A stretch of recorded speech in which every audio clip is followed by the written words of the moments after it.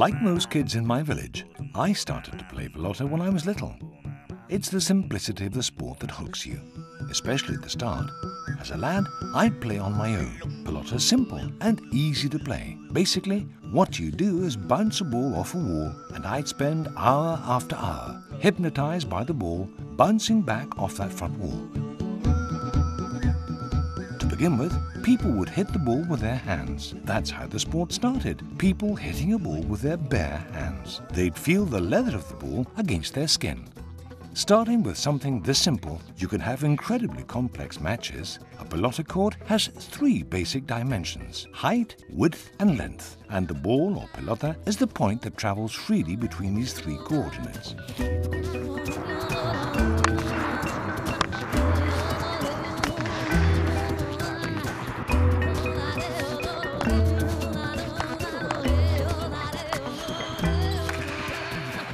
As centuries went by, the sport became increasingly complex, which is when the sport's different aids appeared.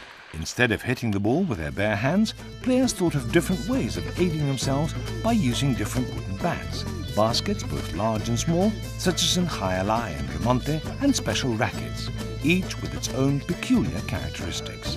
Some aids make the ball travel faster, while others make the game much more accurate. Several very different variations on the same original sport sprang up.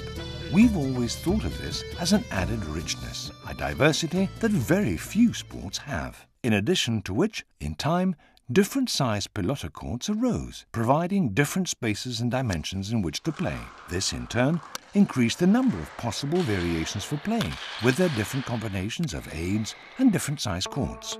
This diversity increased as the sport of pelota spread across the world. The sport that was originally played in our country using only hands and walls is now played the world over. From Mexico to the Philippines, from India to the United States, pelota is seducing more and more people. But this effervescence is also a risk. With so many different varieties of the game, so many different sized courts, and so many competing countries, the sport had to be standardized. And that's what we're doing now. We want the 2020 pelota court to be the new standard for pelota the world over. Something that would also let new countries play our game. One day, we hope will be declared an Olympic sport. We've chosen the most representative playing aids and one court in which to play with them. This will help competitors from very different countries meet and compete. The 2020 pelota court is our meeting point. The important things, such as the simplicity of the game and the values that have always been associated with it, are still there, together with fair play and sportsmanship. Hitting a ball against a wall doesn't confront you with an opponent, but rather makes you share the same space he does. This purity is what's kept the sport clean, fair and honest for centuries, despite the changes in categories, courts and countries. This is the very same essence that has assured the survival of the sport that I used to play when I was a boy.